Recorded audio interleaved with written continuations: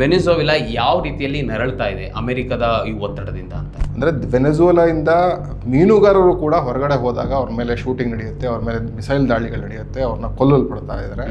Sir, ಈಗ ಜಗತ್ತಿನ ಎಷ್ಟು % ಆಯಿಲ್ ವೆನಿಜುವೆಲಾದಲ್ಲಿದೆ? ಇದಕ್ಕೆ ನಾವು ಕಂಪೇರ್ ಮಾಡಿದ್ರೆ ಸೌದಿ ಅರೇಬಿಯಾದಲ್ಲಿ 17. ನಾವು ಜನರಲಿ ಸೌದಿ ಅರೇಬಿಯಾ ತುಂಬ ಜಾಸ್ತಿ ಇದೆ ಅನ್ಕೊಳ್ತೀವಿ, ಅದು 17% ಇದ್ರೆ ವೆನೆಜುವೆಲಾದಲ್ಲಿ 18% ಇದೆ.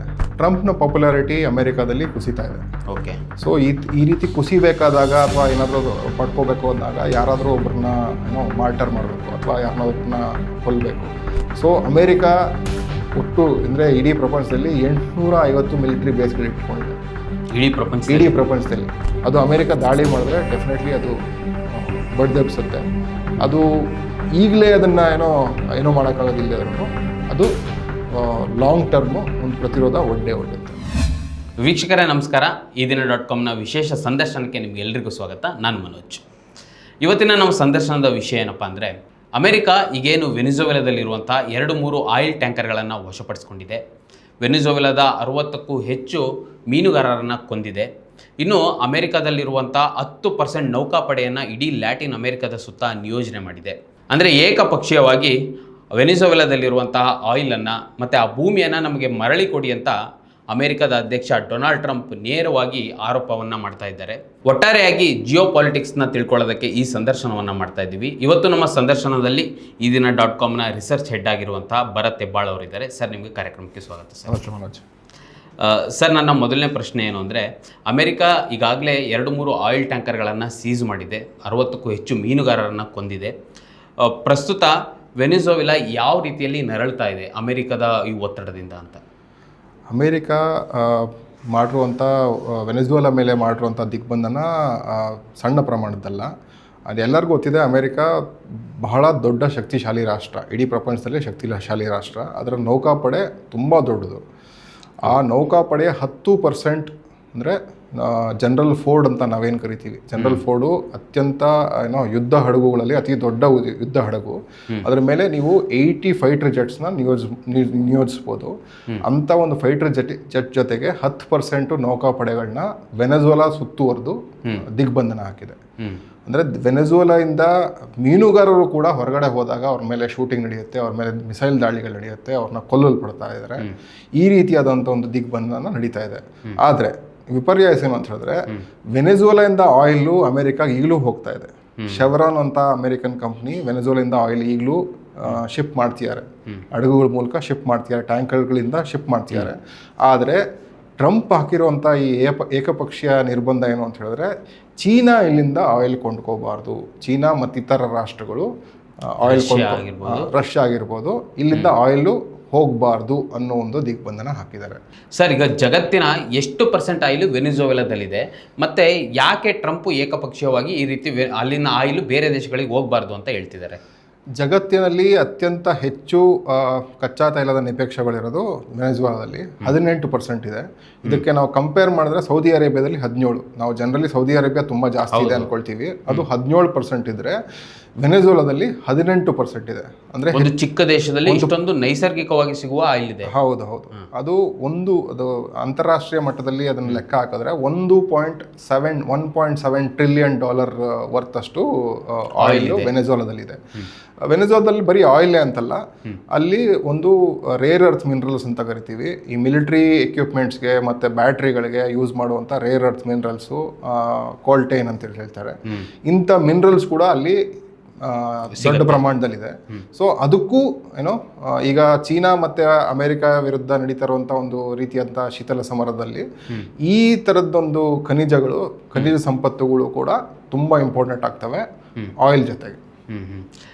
ಸರ್, ಈಗ ನಾವೀಗ ವೆನಿಜುವೆಲಾದ ಹಿಸ್ಟಾರಿಕಲ್ ಬ್ಯಾಕ್ಗ್ರೌಂಡನ್ನು ನೋಡಬೇಕಾಗತ್ತೆ. ಯಾಕಂದರೆ ವೆನಿಜುವೆಲಾ ಇವತ್ತು ಎದುರಿಸ್ತಿರೋ ಪರಿಸ್ಥಿತಿಗೆ ಅದರ ಹಿಸ್ಟಾರಿಕಲ್ ಬ್ಯಾಕ್ಗ್ರೌಂಡ್ ಕಾರಣ ಆಗಿತ್ತು ಅನ್ನೋದನ್ನು ನೋಡಬೇಕಾಗತ್ತೆ. ಯಾಕಂದರೆ 1998ರಲ್ಲಿ ಹ್ಯೂಗೋ ಚಾವೆಸ್ ಅಧಿಕಾರಕ್ಕೆ ಬರ್ತಾರೆ. 2002ರಲ್ಲಿ ಅವ್ರ ಮೇಲೆ ಕೂ ಅಟೆಂಪ್ಟ್ ಆಗುತ್ತೆ.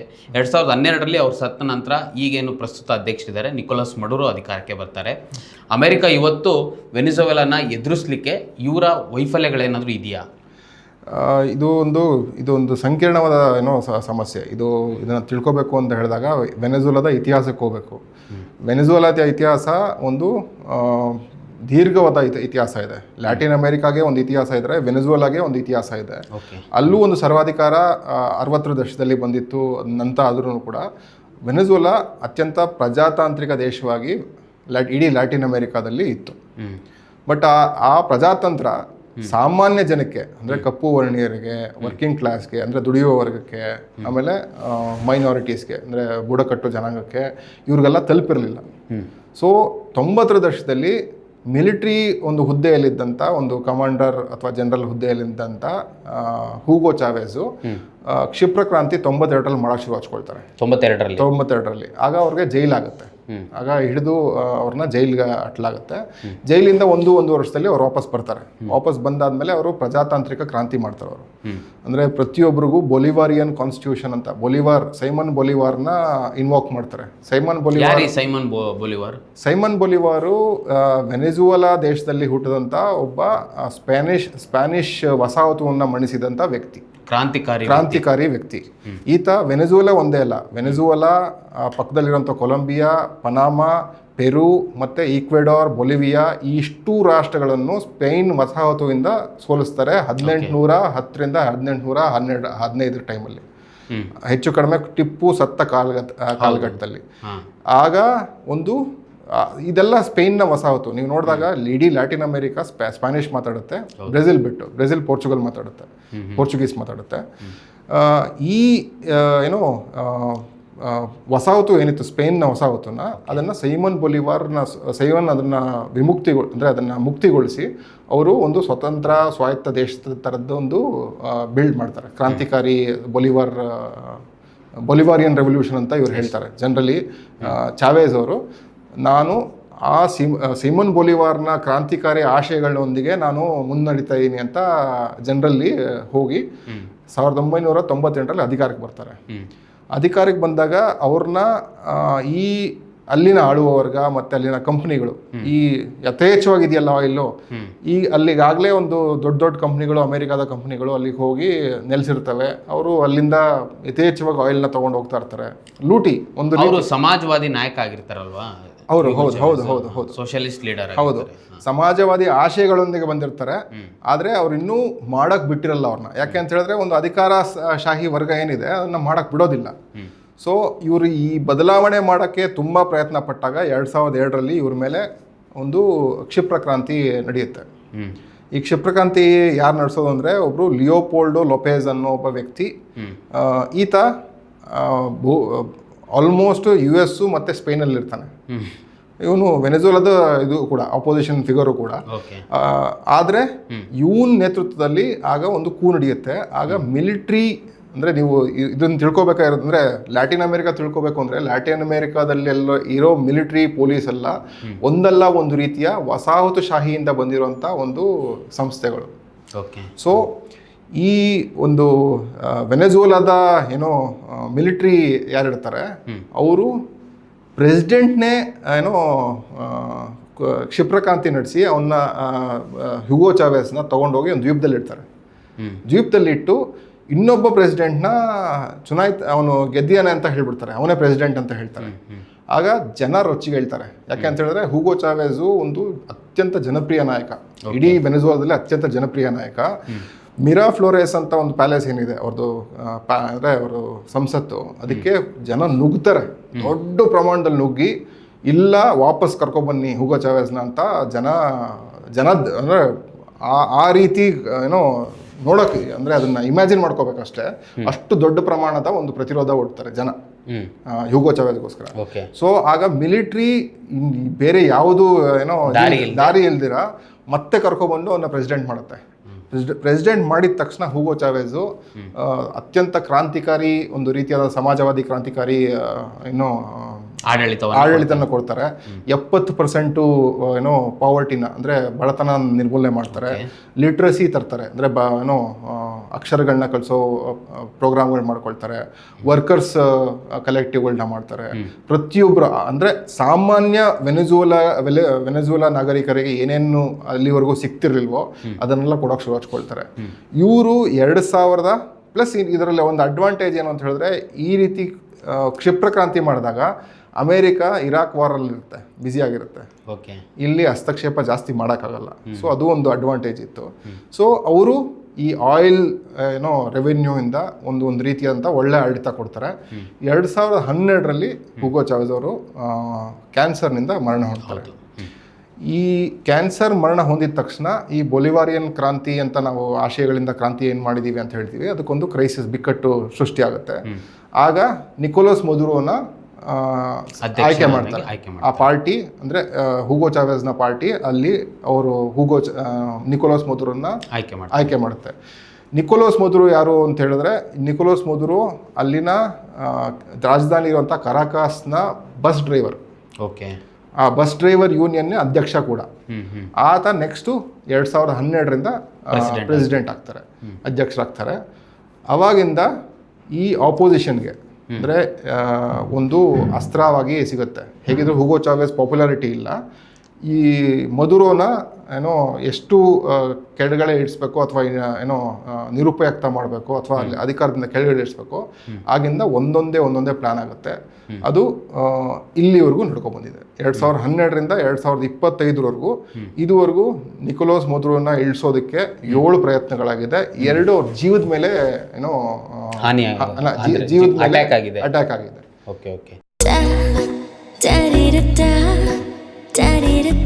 ನನಗೆ ಇಷ್ಟ ನಂದಿನಿ ತುಪ್ಪ, ಶುದ್ಧ ತುಪ್ಪ ಅಂದರೆ ನಂದಿನಿ.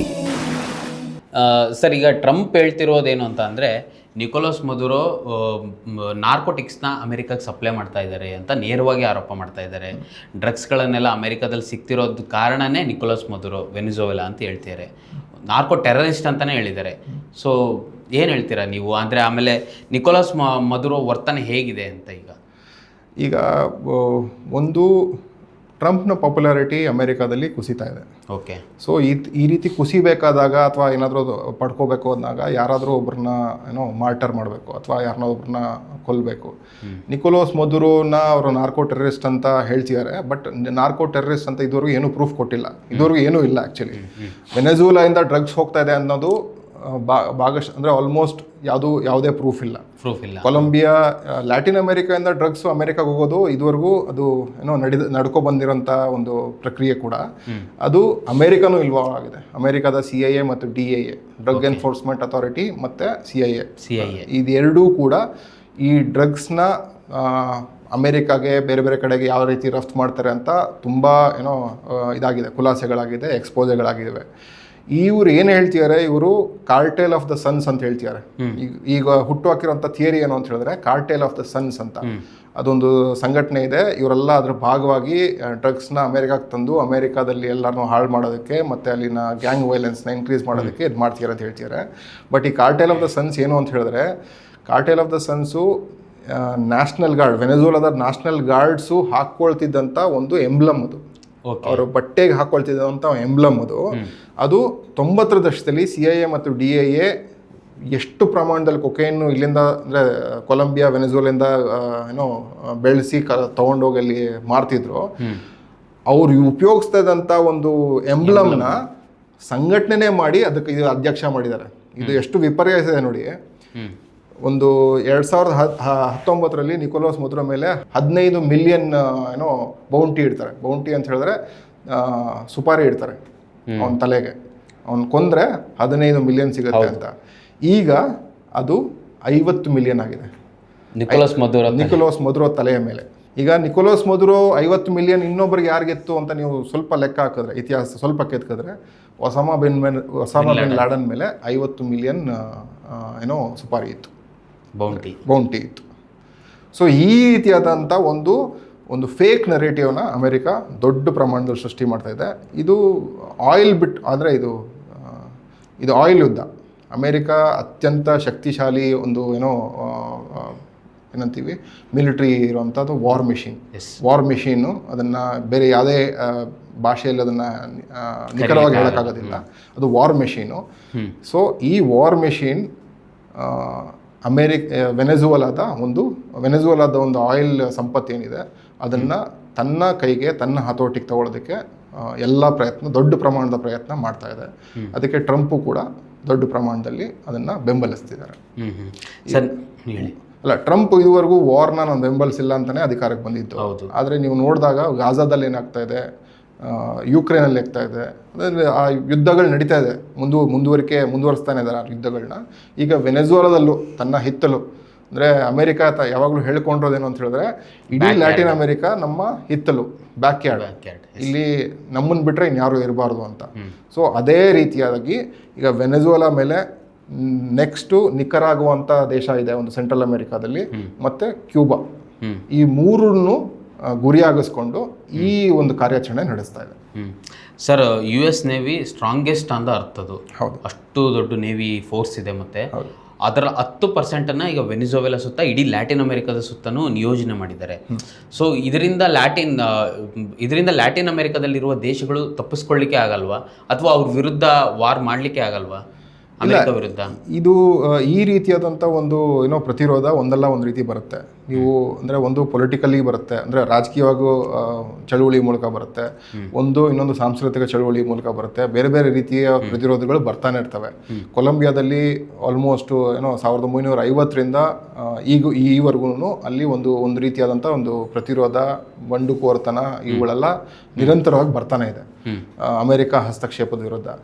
ಈಗ ಒಂದು ಎಕ್ಸಾಂಪಲ್ ಹೇಳಿದ್ರೆ, 2019ರಲ್ಲಿ ನಿಕೋಲಸ್ ಮದುರೋನ ತೆಗೆದಾಕಬೇಕು ಅಂತ ಪ್ಲಾನ್ ಮಾಡಿದ್ದಾಗ, ಇದೇ ಟ್ರಂಪ್ ಅಡ್ಮಿನಿಸ್ಟ್ರೇಷನ್ 19ರಲ್ಲಿ 2019ರಲ್ಲಿ ಈ ವೆನೆಜುವೆಲಾದಲ್ಲಿ ನಿಕೋಲಸ್ ಮದುರೋನ ತೆಗೆದಾಕುವಂಥ ಒಂದು ಪ್ರಯತ್ನ ಪಟ್ಟಾಗ ಒಂದು ಫೇಕ್ ಏಡ್ ಕನ್ಸರ್ಟ್ ಅಂತ ಮಾಡ್ತಾರೆ 2019ರಲ್ಲಿ.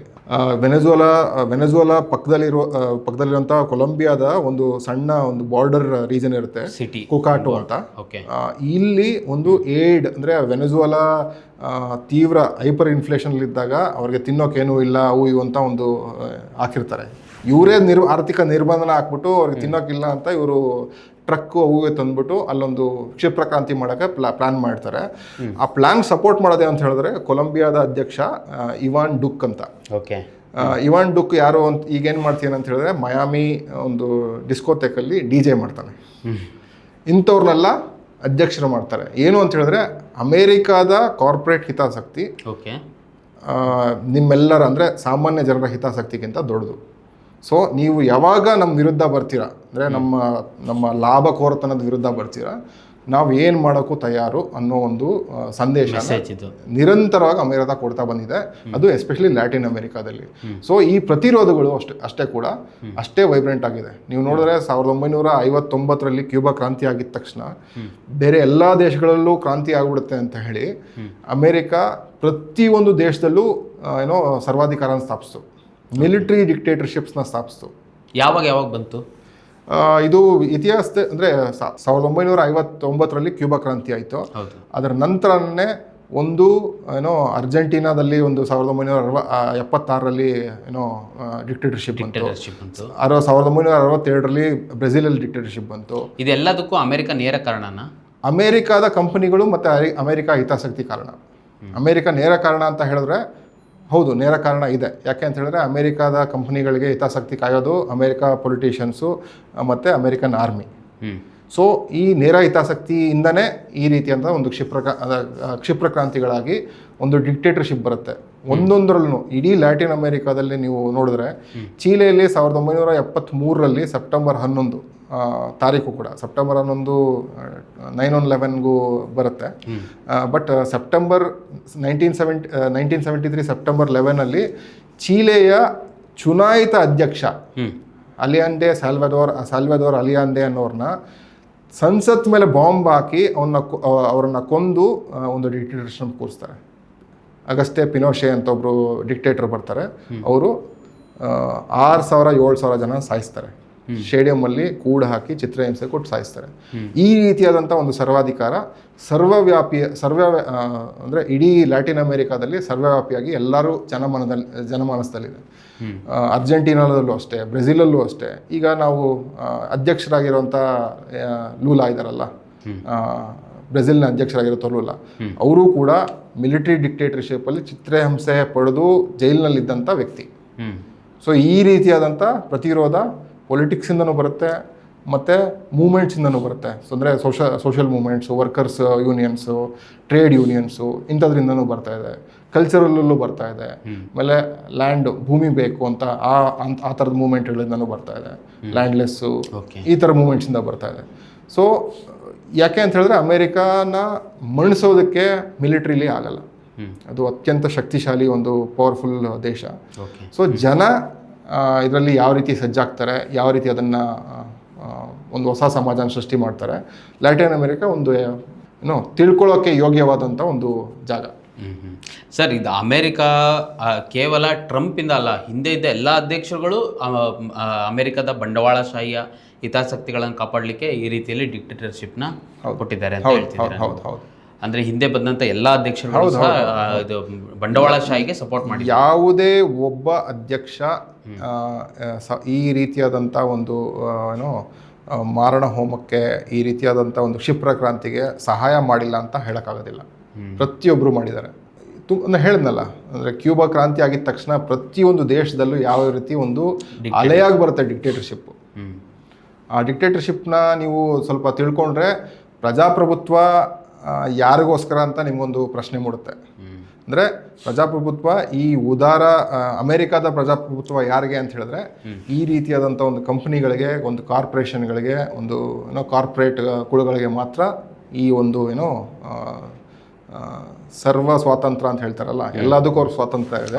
ಅಂದರೆ ಜನಸಾಮಾನ್ಯರಿಗೆ ತಮಗೆ ಯಾರು ಅಟ್ಲೀಸ್ಟ್ ಊಟ ಕೊಡ್ತಾರೆ ಅಥವಾ ಒಂದು ಬೇಸಿಕ್ ಅಂದರೆ ನೀಡ್ಸ್ ಕೊಡ್ತಾರೆ, ಮೂಲಭೂತ ಸೌಲಭ್ಯಗಳು ಕೊಡ್ತಾರೆ, ಅವರೆಲ್ಲ ಡಿಕ್ಟೇಟರ್ಶಿಪ್ ಥರ ನಮಗೆ ಬಿಂಬಿಸ್ತಾರೆ.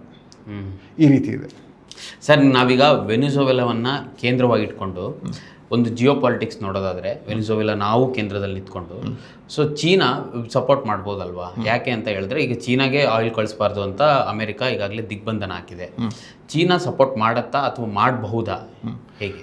ಮೊನ್ನೆ ಸೀಸ್ ಮಾಡಿರೋದು ಆಲ್ಮೋಸ್ಟ್ 1.8 ಬಿಲಿಯನ್ ಟನ್ ಅಷ್ಟು ಆಯಿಲ್ನ ಸೀಸ್ ಮಾಡೋದು ಚೀನಾಗೆ ಹೊರಟಿದ್ದಂಥ ಒಂದು ಇದು ಆಯಿಲ್ ಟ್ಯಾಂಕರ್ ಅದು.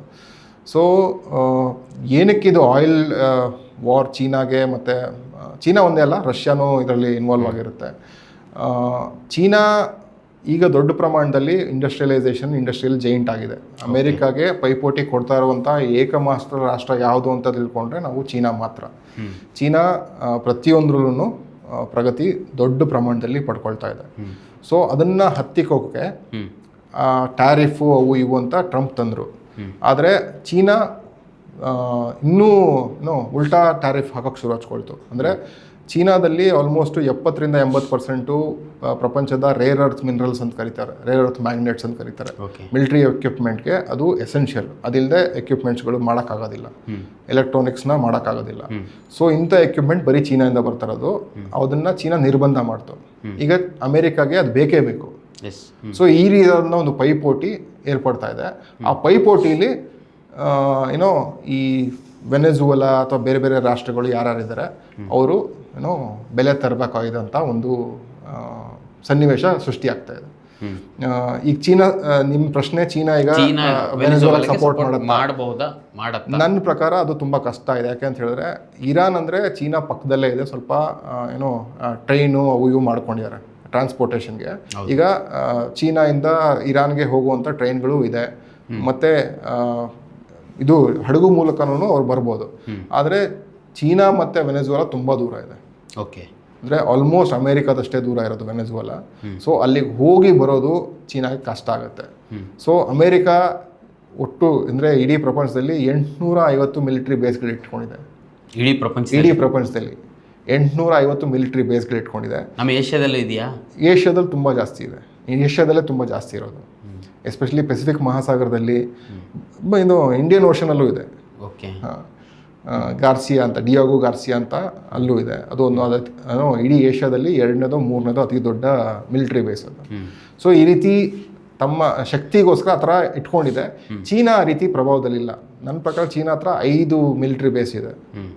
ಅದು ಸ್ಟ್ರಾಟಜಿಕ್ ಆಗಿ ಬೇರೆ ರೀತಿಯಾಗಿ 5 ಮಿಲಿಟರಿ ಬೇಸ್ ಮಾತ್ರ ಇಟ್ಕೊಂಡಿದ್ದಾರೆ. ಅವ್ರಿಗೆ ಆ ಶಕ್ತಿ ಇಲ್ಲ. ಬಟ್ ಅವರು ಏನೋ ಆ್ಯಂಟಿ ಮಿಸೈಲು, ಆ್ಯಂಟಿ ಸಿಸ್ಟಮ್ಸು, ಆ್ಯಂಟಿ ಶಿಪ್ ಸಿಸ್ಟಮ್ಸು ಇದನ್ನು ವೆನೆಜುವೆಲಾ ಕೊಡ್ಬೋದು, ಕೊಡೋ ಚಾನ್ಸಸ್ ಇದೆ. ಕೊಡೋ ಚಾನ್ಸಸ್ ಇದೆ. ಬಟ್ ಅದು ಎಷ್ಟರ ಮಟ್ಟಿಗೆ ಕೊಡ್ತಾರೆ, ಸಪೋರ್ಟ್ ಮಾಡ್ತಾರೆ ಅಂತ ಗೊತ್ತಿಲ್ಲ. ರಷ್ಯಾ ಕೂಡ ಸಪೋರ್ಟ್ ಮಾಡ್ಬೋದು, ಆದರೆ ರಷ್ಯಾ ಕೂಡ ಈಗ ಯುಕ್ರೇನ್ ಯುದ್ಧದಲ್ಲಿ ಏನೋ ನಿರತವಾಗಿದೆ. ಅದು ಅಲ್ಲೇ ಸಿಗಾಕೊಂಡಿದೆ. ನಾವು ಸಿರಿಯಾ ಯುದ್ಧ ನೋಡಿದಾಗೆ ನಾವು ತಿಳ್ಕೊಬೇಕು. ಸಿರಿಯಾ ಯುದ್ಧ ಯಾವಾಗ ರಷ್ಯಾ ಯುಕ್ರೇನ್ ಯುದ್ಧ ಶುರು ಹಚ್ಕೊಳ್ತು, ಎಲ್ಲ ಅವ್ರು ವಾಪಸ್ ಹೋಗಿದ ತಕ್ಷಣ ಸಿರಿಯಾ ಪತನ ಆಯಿತು. ಸೊ ಈ ರೀತಿಯಾದಂಥ ಮುನ್ನೆಚ್ಚರಿಕೆ ರಷ್ಯಾನೂ ವಹಿಸ್ಕೊಳ್ಳುತ್ತೆ. ಸೊ ಈಗ ನಿಕೋಲಸ್ ಮದುರೋಗೆ ಯಾರು ಸಪೋರ್ಟ್ ಮಾಡ್ತಾರೆ ಅನ್ನೋದು ಯಾರು ಗೊತ್ತಿಲ್ಲ. ಯಾಕಂದರೆ ಯಾಕೆ ಈ ಪ್ರಶ್ನೆ ಕೇಳಿದೆ ಅಂದರೆ, ನಿಕೋಲಸ್ ಮದುರೋ ಈಗಾಗಲೇ ಬೇರೆ ಬೇರೆ ದೇಶದ ಪ್ರೆಸಿಡೆಂಟ್ಗಳನ್ನ ಮೀಟ್ ಮಾಡ್ತಾರೆ. ಈಗ ಪುಟಿನ್ ಸಹ ಮೀಟ್ ಮಾಡಿದ್ದಾರೆ. ಅದಕ್ಕೋಸ್ಕರ ಈ ಪ್ರಶ್ನೆ ಕೇಳಿದೆ. ಮೀಟ್ ಮಾಡಿದ್ದಾರೆ, ಬಟ್ ಅದರಿಂದ ಸಹಾಯ ಆಗುತ್ತೆ ಅಂತ ಹೇಳಕ್ ಬರೋದಿಲ್ಲ, ಈಗ ಸದ್ಯಕ್ಕೆ ಹೇಳಕ್ ಬರೋದಿಲ್ಲ. ಕಳೆದ ಬಾರಿ ಅವರು ಒಂದು ದೊಡ್ಡ ನೌಕಾಪಡೆನ ಕಳಿಸಿದ್ರು ರಷ್ಯಾ, 2019 ಕಳಿಸಿದ್ರು. ಸೊ ಅದೇ ರೀತಿ ಈಗ ಮಾಡ್ತಾರ ನನಗೆ ಯಾಕೋ ಡೌಟ್ ಅನಿಸುತ್ತೆ. ಯಾಕೆಂತ ಹೇಳಿದ್ರೆ ಜಿಯೋ ಪೊಲಿಟಿಕ್ಸ್ ಸ್ವಲ್ಪ ಬದಲಾಗ್ತಾ ಇದೆ. ಇದು ಯಾವ ರೀತಿ ಯಾವ್ಯಾವ ಸ್ವರೂಪ ಪಡ್ಕೊಳ್ಳುತ್ತೆ ಗೊತ್ತಿಲ್ಲ. ಆಯಿಲ್ ಮಾರಾಟದಿಂದನೇ ಅವ್ರು ಜಾಸ್ತಿ ದುಡ್ಡು ಬರೋದು ರಷ್ಯಾಗೆ. ಸೊ ಈಗ ಅಮೇರಿಕಾಗೆ ಬೇಕಾಗಿರೋದು ಆಯಿಲ್ ರೇಟು ಜಾಸ್ತಿ ಇರಬೇಕು, ತನ್ನ ಆಯಿಲ್ ಸೆಲ್ ಆಗಬೇಕು, ವೆನೆಜುವೆಲಾ ಹತೋಟಿಲಿರಬೇಕು. ಇರಾನ್ನ ಹೇಗಿದ್ರು ಇರಾನ್ನ ಒಂದಲ್ಲ ಒಂದು ರೀತಿ ಇದು ಮಾಡಿದ್ದಾರೆ. ಸೊ ಈ ರೀತಿಯಾದಂಥ ಒಂದು ಏನೋ ಕಾಂಪ್ಲೆಕ್ಸ್ ಸಿಚುವೇಶನ್ ಇದ್ದೀವಿ. ಯಾರು ಸಹಾಯ ಮಾಡ್ತಾರೆ ಅಂತ ಹೇಳಕ್ ಬರೋದಿಲ್ಲ. ಸೊ ಕಾದು ನೋಡಬೇಕು ಅಷ್ಟೇ. ಸರ್, ಇನ್ನೊಂದು ನನ್ನ ಕಡೆಯ ಪ್ರಶ್ನೆ, ವೆನಿಜುವೆಲಾದಿಂದ ಬಂದಂಥ ಮರಿಯಾ ಕೊರಿನಾ ಮಚಡೋ ಅವರಿಗೆ ನೊಬೆಲ್ ಪೀಸ್ ಪ್ರೈಸ್ ಸಿಗುತ್ತೆ, ಈ 2025 ನೊಬೆಲ್ ಪೀಸ್ ಪ್ರೈಸು. ಸೊ ಅವರೇ ಯುದ್ಧವನ್ನು ಬೆಂಬಲಿಸ್ತಾರೆ, ಯುದ್ಧವನ್ನು ಪೋಷಿಸ್ತಿದ್ದಾರೆ. ಅವರಿಗೆ ಹೇಗೆ ಸಿಕ್ತು, ಮತ್ತು ಅದು ಪ್ರಶ್ನೆಗಳಿಗಾಗಲೇ ಎದ್ದಿದೆ. ಸೊ ಇದಕ್ಕೆ ನೀವೇನು ಹೇಳ್ತೀರಾ ಸರ್? ಇಲ್ಲ, ಇದು ಒಂದು ಪಾಶ್ಚಿಮಾತ್ಯದ ಒಂದು ಪ್ರಜಾತಂತ್ರ ಅಂತ ನಾವೇನು ಕರಿತೀವಿ. ಪ್ರಜಾತಂತ್ರ ಎಲ್ಲರಿಗೂ ಎಲ್ಲರಿಗೂ ಒಂದೇ ಅಂತ ಇರಬೇಕಾದಂಥ ಒಂದು ವ್ಯವಸ್ಥೆ. ಆದರೆ ಪಾಶ್ಚಿಮಾತ್ಯ ಒಂದು ವಸಾಹತು ಪ್ರಜಾತಂತ್ರ ಯಾವ ರೀತಿ ಡೆವಲಪ್ ಆಗಿದೆ ಅಂತ ಹೇಳಿದ್ರೆ, ತಮ್ಮ ಹಿತಾಸಕ್ತಿಗೆ ಏನೇನು ಅನುಕೂಲವಾಗುತ್ತೋ ಅದನ್ನೆಲ್ಲ ಅವರು ಶಾಂತಿಪ್ರಿಯ, ಪ್ರಜಾತಾಂತ್ರಿಕ ಇದೆಲ್ಲ ಶಬ್ದಕೋಶಗಳಿಂದ ಫುಲ್ಲು ಬಣ್ಣಿಸಿ ಅವ್ರನ್ನ ಚೆನ್ನಾಗಿಟ್ಕೊಳ್ತಾರೆ. ಯಾರು ಅವ್ರ ವಿರುದ್ಧ ಇರ್ತಾರೋ, ಅವ್ರ ಹಿತಾಸಕ್ತಿಗೆ ವಿರುದ್ಧ ಇರ್ತಾರೋ ಅವ್ರನ್ನೆಲ್ಲ ಒಂದು ಸರ್ವಾಧಿಕಾರಿ, ಅವರು ಡಿಕ್ಟೇಟ್ರು, ಇವ್ರನ್ನ ತೆಗೆದಾಕಬೇಕು ಅನ್ನೋ ಮಿಲಿಟ್ರಿ ಕ್ಷಿಪ್ರ ಕ್ರಾಂತಿಗಳು ಮಾಡೋದು, ಆಮೇಲೆ ರೆಜಿಮ್ ಚೇಂಜ್ ಮಾಡೋದು, ಈ ಥರ ಮಾಡ್ಕೊಳ್ತಾರೆ. ಮರಿಯಾ ಮಚೋಡೋ ಅದೇ ಇದರಿಂದ ದೃಷ್ಟಿಕೋನದಿಂದ ನೋಡಬೇಕು. ಆಕೆ ಓಪನ್ ಆಗಿ ಸೌದಿ ಅರೇಬಿಯಾ ಹತ್ರ ಏನು ಆಯಿಲ್ ಇದೆ, ನಮ್ಮ ಹತ್ರ ಇದೆ ಆಯಿಲು, ಬನ್ನಿ ನಾವು ಕೊಡ್ತೀವಿ. ಗಾಜಾದಲ್ಲಿ ಮಾರಣ ಹೋಮ ಮಾಡ್ತಾರಂತ ನೆತನ್ಯಾಹುನ ಓಪನ್ಲಿ ಆಹ್ವಾನ ಮಾಡ್ತಾರೆ. ಆಹ್ವಾನ ಮಾಡಿ ನಮ್ಮ ವೆನೆಜುವೆಲಾ ಮೇಲೆ ದಾಳಿ ಮಾಡಿ ನಮ್ಮನ್ನ ಲಿಬರೇಟ್ ಮಾಡಿ ಅಂತ ಹೇಳ್ತಾರೆ. ಇವರು ಹೇಗೆ ಶಾಂತಿ ಪ್ರಿಯರು ಅಂತ ನೊಬೆಲ್ ಪೀಸ್ ಕಮಿಟಿ ಏನಿದೆ ಅವರು ಉತ್ತರ ಕೊಡಬೇಕು. ಯಾಕೆಂತ ಹೇಳಿದ್ರೆ ಇದು ಮೊದಲನೇ ಬಾರಿಗಲ್ಲ, ಇದಕ್ಕಿಂತ ಮುಂಚೆನೂ ತುಂಬ ಜನಕ್ಕೆ ಈ ರೀತಿಯಾದಂಥ ಪ್ರಶಸ್ತಿಗಳು ಕೊಟ್ಟಿದ್ದಾರೆ. ಇವರೆಲ್ಲ ಯುದ್ಧಕೋರರಾಗಿದ್ದವರು. ಹೆನ್ರಿ ಕಿಸಿಂಜರ್ ಅಂತ ವ್ಯಕ್ತಿ, ಅಂದರೆ ಅಮೆರಿಕದ ರಾಯಭಾರಿಯಾಗಿದ್ದಂಥ ವ್ಯಕ್ತಿ, ಆತನ ಎಡ ಬಲ ಇಲ್ಲದೆ ಎಲ್ಲ ಹೇಳೋದು ಆತ ವಾರ್ ಕ್ರಿಮಿನಲ್ ಅಂತ. ಆತ ಮಾಡಿದಂಥ ಕ್ರೌರ್ಯ ವಿಯೆಟ್ನಾಂ, ಲಾವೋಸಲ್ಲಿ ಅಂಥದ್ದಂತಲ್ಲ. ಅಂಥ ವ್ಯಕ್ತಿಗೆ ನೀವು ನೊಬೆಲ್ ಪೀಸ್ ಪ್ರೈಸ್ ಕೊಡ್ತೀರಾ? ಒಬಾಮಾ 7 ಯುದ್ಧಗಳನ್ನ ಮಾಡಿದ್ರು, ಅವ್ರಿಗೆ ಪೀಸ್ ಪ್ರೈಸ್ ಕೊಡ್ತೀರಾ? ಸೊ ಇದು ತಮ್ಮ ಹಿತಾಸಕ್ತಿನ ಯಾರು ಕಾಪಾಡ್ತಾರೆ ಮುಂದೆ, ಅಂದರೆ ಫ್ಯೂಚರಲ್ಲೂ ಅಷ್ಟೇ, ಫ್ಯೂಚರಲ್ಲಿ ಯಾರು ಅಂತ ಒಂದು ಎಕ್ಸ್ಪೆಕ್ಟ್ ಮಾಡಿ ಅಥವಾ ಅದನ್ನು ಊಹೆ ಮಾಡಿ ಅವರು ಕೊಡುವಂಥ ಪ್ರವೃತ್ತಿ ಈ ಥರದ್ದು ಒಂದು ನೊಬೆಲ್ ಪಾಶ್ಚಿಮಾತ್ಯ ದೇಶಗಳಿದೆ.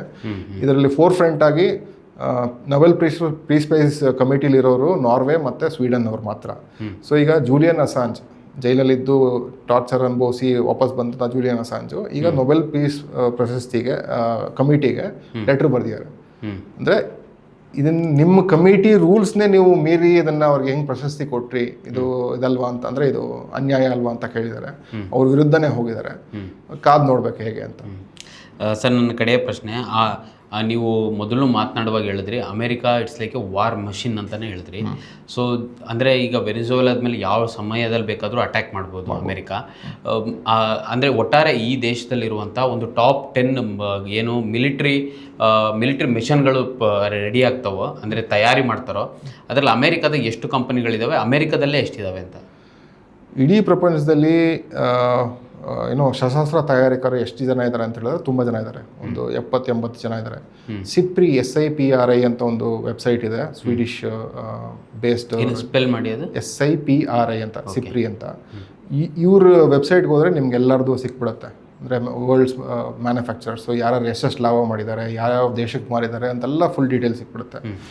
ಇದರಲ್ಲಿ ನೀವು ಟಾಪ್ 10 ವೆಪನ್ಸ್ ಮ್ಯಾನುಫ್ಯಾಕ್ಚರರ್ಸ್ ಅಂದರೆ ಶಸ್ತ್ರಾಸ್ತ್ರ ತಯಾರಕರು ಯಾರು ಅಂತ ನೋಡಿದ್ರೆ ಅದರಲ್ಲಿ 7 ಟಾಪ್ 7 ಅಮೇರಿಕಾ ಇದೆ, ಇನ್ನು 3 ಯುರೋಪಿಯನ್ ಇರುತ್ತೆ.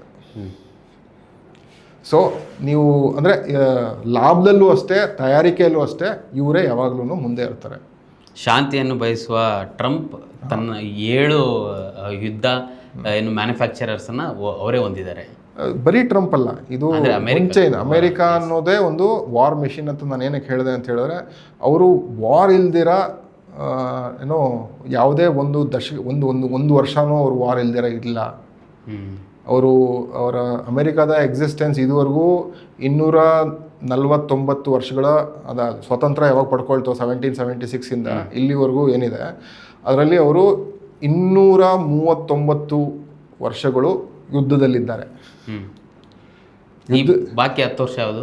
ಬಾಕಿ 10 ವರ್ಷ ಯಾವಾಗೋ ಏನೋ ಅವರು ಮೋಸ್ಟ್ಲಿ ಬ್ರೇಕ್ ತೊಗೊಂಡಿದ್ರು ಅನ್ಸುತ್ತೆ, ಯುದ್ಧ ಬೇಡ ಅಂತ.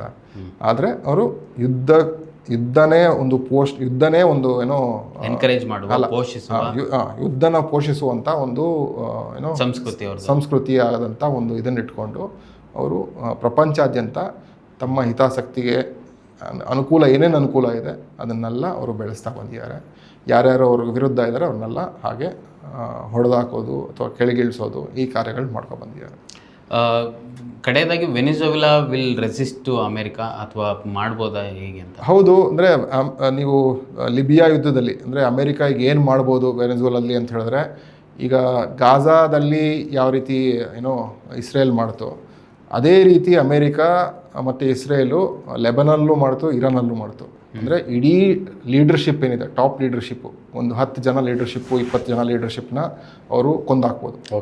ಕೊಂದಾಕಿ ಲೀಡರ್ಶಿಪ್ ಇಲ್ಲದೆ ಇದ್ದಾಗ ತಾವೇನು ಬೇಕಾದ್ರೂ ಮಾಡ್ಬೋದು, ಅಲ್ಲಿಗೆ ಹೋಗಿ ಎಲೆಕ್ಷನ್ ನಡೆಸ್ಬಿಟ್ಟು ನಾವು ಗೆಲ್ಬೋದು, ಈ ಥರದ್ದೆಲ್ಲ ಪ್ಲ್ಯಾನ್ ಮಾಡ್ಬೋದು. ಆದರೆ ವೆನಿಜುವೆಲಾ ಜನತೆ ಈ ಥರ 25 ವರ್ಷದಿಂದ 27 ವರ್ಷದಿಂದ ಸಜ್ಜಾಗಿದೆ. ಅಂದರೆ ಅವ್ರಿಗೆ ಈ ರೀತಿ ಏನಾದರೂ ಹೊರಗಡೆಯಿಂದ ಏನೋ ಒಂದು ವೆನಿಜುವೆಲಾಗೆ ದಾಳಿ ಮಾಡಿದಾಗ ಜನ ಪ್ರತಿರೋಧ ಇನ್ನೂ ಬೇರೆ ರೀತಿಯಲ್ಲಿ ಬೇರೆ ಬೇರೆ ಸ್ವರೂಪಗಳಲ್ಲಿ ಬಂದು ಅದು ಒಂದಲ್ಲ ಒಂದು ರೀತಿ ಪಡ್ಕೊಳ್ಳುತ್ತೆ. ಸೊ ಅಷ್ಟು ಈಸಿ ಇರೋದಿಲ್ಲ. ವಿಯೆಟ್ನಾಂ ಅಂತ ಒಂದು ಪುಟ್ಟ ರಾಷ್ಟ್ರ ಯಾವ ರೀತಿ ಅಮೇರಿಕನ್ ಮಣಿಸ್ತು, ಅದೇ ರೀತಿ ಒಂದು ಬೊಲಿವಾರಿಯನ್ ಸಂಸ್ಕೃತಿ ಅಂತ ಏನು ಕರಿತಿದ್ದಾರೆ, ಏನೋ ಕ್ರಾಂತಿಕಾರಿಕ ಒಂದು ಜೀಲ್ ಅಥವಾ ಒಂದು ಭಾವನೆ ಏನಿದೆ ವೆನಿಜುವೆಲಾದಲ್ಲಿ, ಅದು ಅಮೇರಿಕಾ ದಾಳಿ ಮಾಡಿದ್ರೆ ಡೆಫಿನೆಟ್ಲಿ ಅದು ಬಡ್ದೆಬ್ಸುತ್ತೆ. ಅದು ಈಗಲೇ ಅದನ್ನು ಏನೋ ಮಾಡೋಕ್ಕಾಗೋದಿಲ್ಲದ್ರೂ ಅದು ಲಾಂಗ್ ಟರ್ಮು ಒಂದು ಪ್ರತಿರೋಧ ಒಡ್ಡುತ್ತೆ. ಇಡೀ ಲ್ಯಾಟಿನ್ ಅಮೇರಿಕಾ ಒಂದಲ್ಲ ಒಂದು ರೀತಿ ಇದಕ್ಕೆಲ್ಲ ಸಜ್ಜಾಗ್ತಾ ಇದೆ. ಅಂದರೆ ಯಾವ ರೀತಿ 90ರ ದಶಕದಲ್ಲಿ ಒಂದು ಎಡಪಂಥೀಯ ವಿಚಾರಧಾರೆ ಅಂದರೆ ಸಮಾಜವಾದಿ ಸಿದ್ಧಾಂತದ ಒಂದು ಸರ್ಕಾರಗಳು ಬಂದವು. ಈಗ ಅದೇ ರೀತಿಯಾದಂಥ ಒಂದು ಬಲಪಂಥೀಯ ಅಂದರೆ ಒಂದು ಸರ್ಕಾರಗಳು ಅಲ್ಲಿ ಬರ್ತಾ ಇವೆ. ಸೊ ಅದಕ್ಕೆ ಅಲ್ಲಿನ ಜನ ಒಂದು ರೀತಿಯಾದಂಥ ಪ್ರತಿರೋಧ ಒಡ್ತಾರೆ. ಯಾಕೆ ಅಂತ ಹೇಳಿದ್ರೆ, ನೀವು ಯಾವುದೇ ಎಲೆಕ್ಷನ್ನು ಲ್ಯಾಟಿನ್ ಅಮೇರಿಕಾದಲ್ಲಿ ನೋಡಿದ್ರೂ ಗೆಲ್ಲೋ ಪಕ್ಷ 51% ಪಡ್ಕೊಂಡ್ರೆ ಸೋಲೋ ಪಕ್ಷ 48-49% ಪಡೆದೇ ಪಡ್ಕೊಂಡಿದೆ. ಸೊ ಈ ರೀತಿಯಾದಂಥ ಒಂದು ಪೈಪೋಟಿ ಇದ್ದಾಗ ಈ ಪ್ರತಿರೋಧ ಅದನ್ನು ನಿಲ್ಸೋಕ್ಕಾಗೋದಿಲ್ಲ ಅಥವಾ ಎಲ್ಲರೂ ಮಣ್ಸೋಕ್ಕಾಗೋದಿಲ್ಲ. ಆ ಮಣ್ಸೋಕ್ಕಾಗೋದಂತೆಲ್ಲ ಲ್ಯಾಟಿನ್ ಅಮೇರಿಕಾದಲ್ಲಿ ಆಗಲೇ ಆಗೋಗಿದೆ. ನಾನು ಹೇಳಿದ್ನಲ್ಲ, ಡಿಕ್ಟೇಟರ್ಶಿಪ್ಪು 60ರ ದಶಕದಿಂದ 90ರ ದಶಕದವರೆಗೂ ಯಾವ ರೀತಿ ಡಿಕ್ಟೇಟರ್ಶಿಪ್ ಬಂದಿತ್ತು ಅಂತ, ಅದೆಲ್ಲ ಆಗೋಗಿದೆ. ಸೊ ಈಗ ಇದು ಯಾವ ಸ್ವರೂಪ ಪಡ್ಕೊಳ್ಳುತ್ತೆ ಅದು ನಮ್ಮ ಮುಖ್ಯವಾದ ಇಡೀ ಲ್ಯಾಟಿನ್ ಅಮೇರಿಕಾಗೆ ಅಲ್ಲ, ಇಡೀ ಜಗತ್ತಿಗೆ ಒಂದು ಪಾಠ ಆಗ್ಬೋದು. Okay, thank you sir, thank you. ಭಾಳಷ್ಟು ವಿಚಾರಗಳನ್ನ ಚರ್ಚೆ ಮಾಡಿದ್ದೀವಿ. ವೀಕ್ಷಕರೇ ನೋಡಿದ್ರಲ್ಲ, ಈಗೇನು ಅಮೇರಿಕಾ ವೆನಿಜುವೆಲಾವನ್ನು ಅಟ್ಯಾಕ್ ಮಾಡುವ ಯಾವುದೇ ಸಂದರ್ಭದಲ್ಲಿ ಅಟ್ಯಾಕ್ ಮಾಡ್ಬೋದು. ಸೊ ವೆನಿಜುವೆಲಾ ಯಾವ ರೀತಿಯಲ್ಲಿ ಪ್ರತಿರೋಧ ತೋರುತ್ತೆ ಇದನ್ನೆಲ್ಲದನ್ನು ನಾವು ಕಾದು ನೋಡಬೇಕಾಗಿದೆ. ಇದೇ ರೀತಿಯ ಇನ್ನೂ ಸಾಕಷ್ಟು ವಿಡಿಯೋಗಳಿಗಾಗಿ ನಮ್ಮ ಇದೀನ.com ಯೂಟ್ಯೂಬ್ ಚಾನಲ್ನ ಸಬ್ಸ್ಕ್ರೈಬ್ ಮಾಡಿ ಮತ್ತು ನಮ್ಮನ್ನು ಬೆಂಬಲಿಸಿ. ನಮಸ್ಕಾರ. ಮತ್ತಷ್ಟು ವಿಶೇಷ ವಿಡಿಯೋಗಳನ್ನು ನೋಡಲು ಮತ್ತು ಹೊಸ ವಿಡಿಯೋಗಳ ಬಗ್ಗೆ ತಿಳಿಯಲು ಇದೀನ.com ಯೂಟ್ಯೂಬ್ ಚಾನೆಲ್ ಸಬ್ಸ್ಕ್ರೈಬ್ ಮಾಡಿ ಮತ್ತು ಬೆಲ್ ಐಕಾನ್ ಕ್ಲಿಕ್ ಮಾಡಿ.